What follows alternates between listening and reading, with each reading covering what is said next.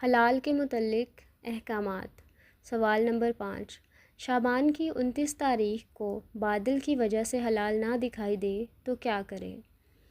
اللہ کے رسول صلی اللہ علیہ وآلہ وسلم نے فرمایا، رمضان کا چاند دیکھ کر روزے رکھو اور شوال کا چاند دیکھ کر افطار یعنی روزہ رکھنا بند کرو، اور اگر مطلع برآلود ہو، آسمان صاف نہ ہو تو شعبان کے 30 دن پورے کر لو۔ حلال دیکھ کر کیا دعا پڑھے؟ طلحہ بن عبید اللہ رضی اللہ تعالیٰ عنہ فرماتے ہیں، نبی صلی اللہ علیہ وآلہ وسلم جب حلال یعنی مہینے کا پہلا چاند دیکھتے تو یہ دعا پڑھتے، اے اللہ اس چاند کو ہم پر برکت و ایمان اور سلامتی و سلام کے ساتھ نمودار ہونے والا بنا۔ سوال نمبر 7، رمضان کے حلال کے لیے کتنے لوگوں کی گواہی درکار ہے؟ اللہ کے رسول صلی اللہ علیہ وآلہ وسلم نے فرمایا، چاند دیکھ کر روزے رکھنا شروع کرو اور چاند دیکھ کر ہی روزہ رکھنے سے رک جاؤ، اور اپنی عبادات، حج وغیرہ کے اوقات چاند کی رویت سے ہی مقرر کر لیا کرو۔ اگر چاند تمہیں نظر نہ آئے تو پورے 30 دن کی گنتی پوری کر لو، اور اگر 2 مسلمان گواہی دے دیں تو ان کی گواہی پر روزے رکھو اور 2 مسلمانوں کی گواہی پر ہی افطار کر لو، یعنی روزے رکھنا بند کر دو۔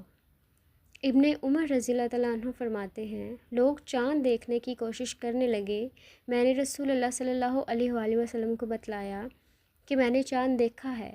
اس پر آپ نے روزہ رکھا اور لوگوں کو بھی روزہ رکھنے کا حکم دیا۔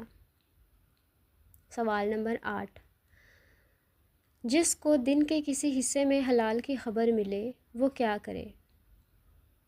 الربیع بنت موز رضی اللہ تعالیٰ عنہ فرماتی ہیں، نبی صلی اللہ علیہ وآلہ وسلم نے عاشوراء کی صبح انصار کے محلوں میں یہ پیغام بھیجا، جو روزے سے نہیں ہیں وہ بقیہ دن روزہ رکھے، اور جو روزے سے ہے وہ اپنا روزہ پورا کرے۔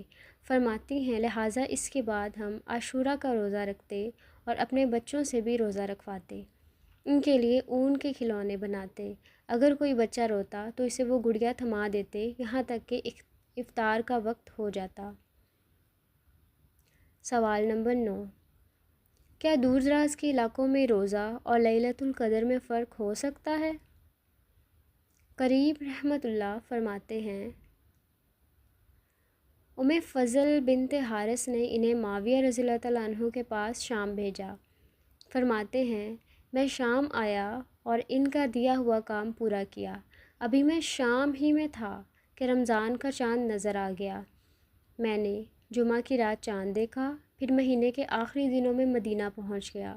عبداللہ بن عباس رضی اللہ تعالیٰ عنہ نے دوران گفتگو چاند کا ذکر کیا اور مجھ سے پوچھا، تم نے شام میں چاند کب دیکھا؟ میں نے کہا، ہم نے جمعہ کی رات چاند دیکھا تھا۔ انہوں نے پوچھا، کیا تم نے خود دیکھا تھا؟